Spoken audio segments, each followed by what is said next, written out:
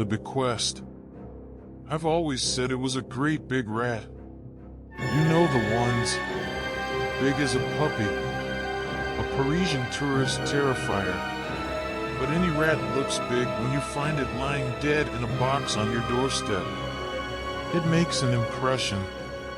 I picked up the block of perspex from my desk and leaned back in my creaking leather chair. As you can see, it's probably only about average size, if that. Although it looks much smaller stripped of flesh and fur. The shearing jaws were set in a perfect pincer. The thin spine and the ribs so fine, they wouldn't have looked out of place lying on greasy newspaper with batter scraps and a smear of tomato sauce. The tail trailed through the transparent block, doubling the length of the skeleton and, I had always suspected, the price of the preservation. And of course, you found out who sent it to you. Oh yes. I started to get a lot of letters shortly after the publication of the first book. They meant a lot to me. In those days, mail still generally meant receiving something written on actual paper. Tactile evidence of connections made. They were collected by Nocturndom, my publishers at the time, and dropped off at the flat. I received unreadably large bundles of gushing praise, ego-massaging attention, and outraged vitriol. There was quite a bit of erotic fan fiction too, which also often included gushing, massage, and various outrages.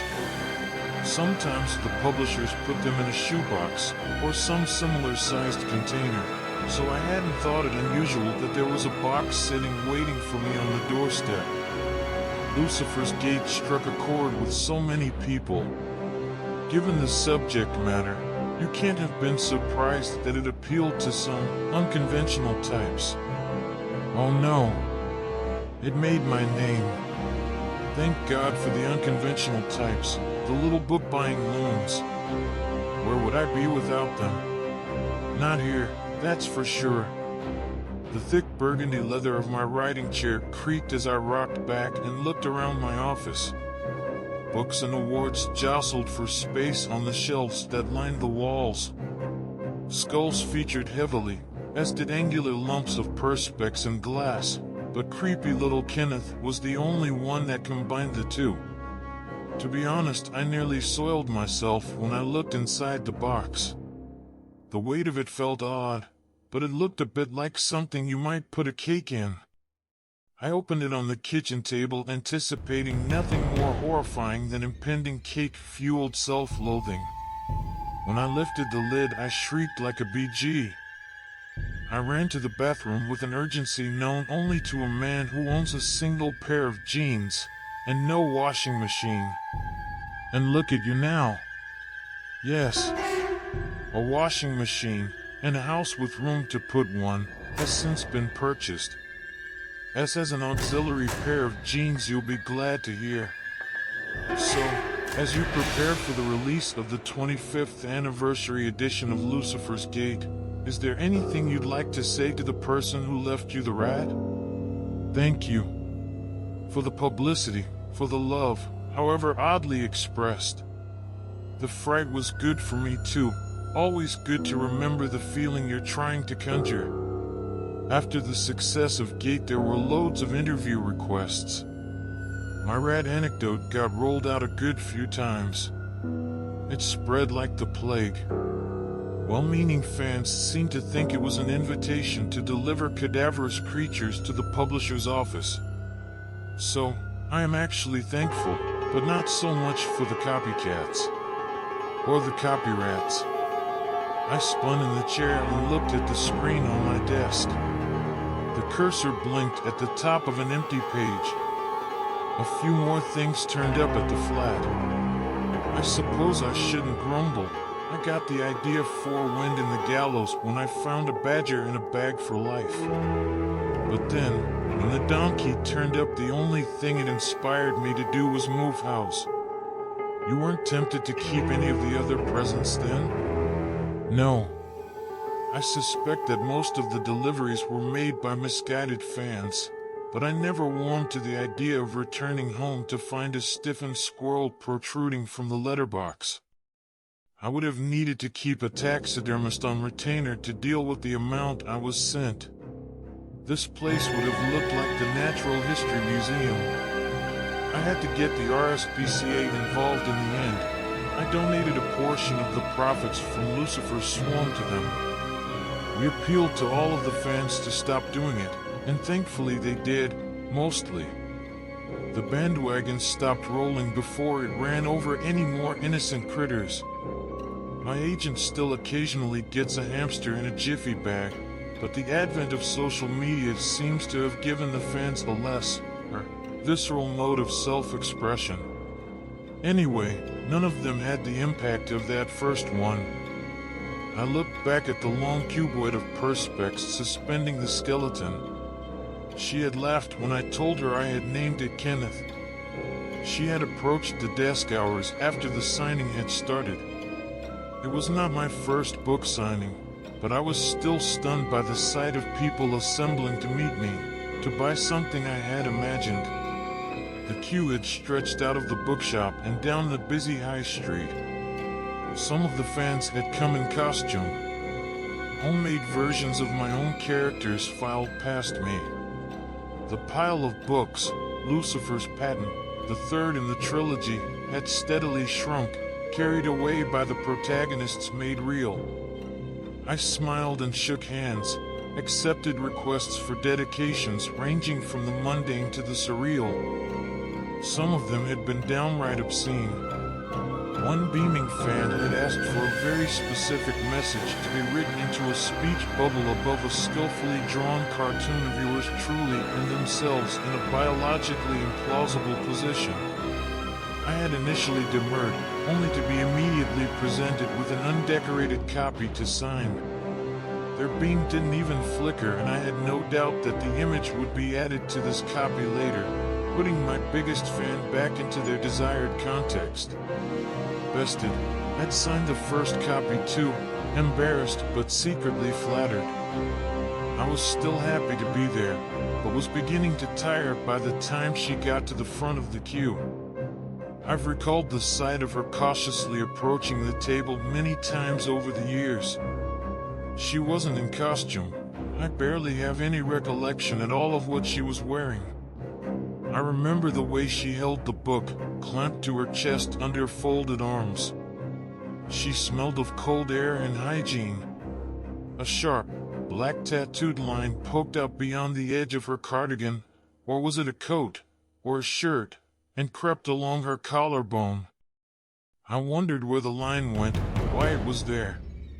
She looked at me so earnestly that I had not doubted her for a second when she admitted that it had been her that left the rat on my doorstep all those years before. She was nervous, she was sorry.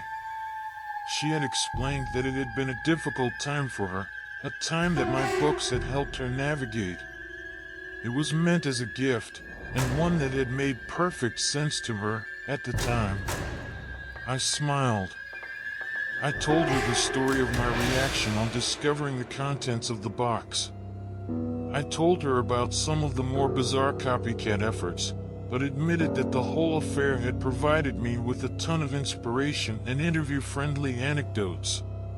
She'd looked into my eyes and smiled at this. A small, shy smile. She was astonished to learn that the preserved skeleton now kept me company as I wrote, and she said that she could think of nothing better. The shuffling queue behind her broke the spell of the moment. I signed her copy. To Alexandra, thanks for the inspiration. Love, Edgar Clay. It was the best I could do at the time, but she laughed, kissed the book, and disappeared through the crowd. You're looking very well, if you don't mind me saying. Oh, well, thank you very much. I shifted in my seat, leaving the bookshop in its own decade and returning to my writing room. The money from the film rights has funded a much-needed personal trainer. I should write a character based on him. He's a demon who is summoned by an ancient rite involving the consumption of pies. He turns up and inflicts pain and expects me to pay for the privilege. He tortures me by looking better than I will ever look, but forcing me to keep straining to emulate his own unachievable levels of vascularity. It's more nightmarish than anything I've come up with before. He was here yesterday. I'm stiffer than Kenneth. So, the doyen of Gothic horror is a pretty conventional guy these days? I always was. I found the things I wrote horrifying. How could I do it if I didn't? How did I know they were scary? Because they scared the shit out of me. This thing still gives me the creeps. I picked up a sheaf of papers and dropped them over an indignant Kenneth. I'm the only person in the world who doesn't suit black. I don't drink red wine from a skull. The most horrifying thing I do is eat peanut butter straight from the jar. I keep jam in the fridge, just to be on the safe side. I have a favorite burner on the hob. I still unplug the television at night because a fireman told me it was a good idea when I was at primary school. So it must have been quite a shock when you got the letter from the solicitor? Yes, it was. I knew there were some personal troubles. There were certainly hints that that was the case, but it still came as a shock. As you know, there were rumors that you had reacted badly, that you had experienced some difficulties yourself. Oh, I can understand perfectly how the rumor of my illness got about. I have even heard on good authority that I had gone quite mad. The report of my insanity was an exaggeration, to butcher twain. I'd been under a huge amount of stress for a considerable time, trying to finish the last book in the series, and no sooner was it out there than the letter arrived. It was a testing time, but no, don't worry, the jam's still in the fridge. Quite a thing, though, for a person to leave you their own dead body in their will. Yes, it certainly was. Quite a thing. Something of an escalation from a rat in a cake box. Up until then, the only thing I'd ever been bequeathed was a great-uncle's collection of culturally insensitive figurines. There were obviously legal issues to be dealt with. About the body, not the figurines, they weren't that bad, but he was a man of his time. I looked again at the cursor winking at the top of the empty white screen. Becoming the custodian of the corpse of a deceased fan was quite a responsibility. I'd felt obliged to honor what had been requested in the will. It seemed rude not to. Mind you, the preservation was a bit more complex than getting a taxidermist to put Kenneth in perspex. Still, all's well that ends well. Here we are. You've got money, fame, critical acclaim, and love. Unending love. But you've paid a price. A high price. So, was it worth it? I'm really not sure. What do you think? I said, looking across the desk to where Alexandra sat stiffly posed in her own leather chair. She stared glassily back, but seemed to have nothing more to say. I looked at the blowing line that crept along her clavicle. She smelled of cold air and hygiene and always wore a small, shy smile.